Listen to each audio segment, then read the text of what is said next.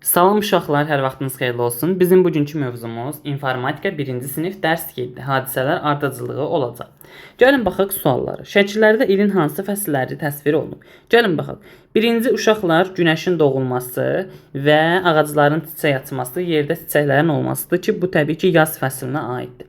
İkinci ağacların meyvə verməsi və günəşin tamamilə dümdüz bucaq altında durması, bu isə yay fəsilinə aiddir.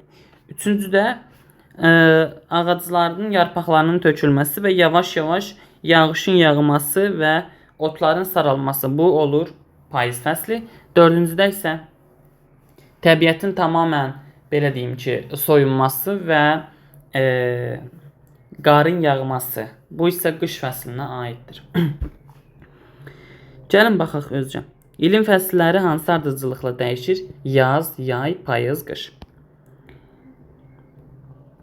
Nümunə. Tapşırıq.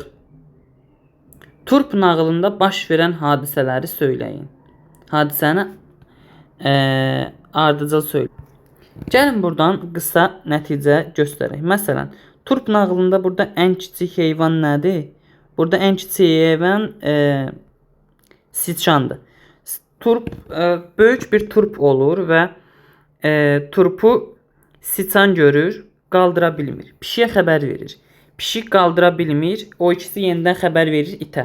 İtlə birlikdə üçü də qaldıra bilmir. Xəbər verir qıza. Qızla birlikdə qaldırmağa cəhd edirlər. Yenə qaldıra bilmirlər. Bu dəfə cəhd edirlər nənəyə. Nənəni çağırırlar. Yenə 5-i bircə qaldırmağa çalışır. Yenə qaldıra bilmirlər. Son olaraq babanı çağırırlar. 6-sı birlikdə turpu qaldırmağa çalışırlar və qaldırırlar. Belə. Şəkillərdə göstərilən hadisələrə ardıcıl danışın. İkinciyə baxırıq. Öncə ördək, hər halda ördəkdə uşaqlar bu ördəyə bənzəyir. Ördək yumurtalarının üzərində yatır. Bir ay müddətindən sonra yavaş-yavaş onun içərisindən bala ördəklər çıxmağa başlayır. Yəni onlar yumurtanı sındırırlar. Və sonda bütün hamısından ördək balaları çıxır. Belə. Sual 3. Şəkillərdəki hadisələr hansı ardıcıllıqla baş verib? Gəlin baxaq. Uşaqlar, öncə şəkil 3 olur. Üçüncü şəkil olur öncə.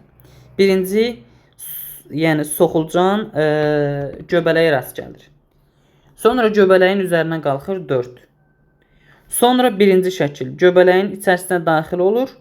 Sonra isə göbələyin digər tərəfindən çıxır. Deməli 3, 4, 1, 2 şəkillərin ardıcıllığı bu cür şəkildə olacaq.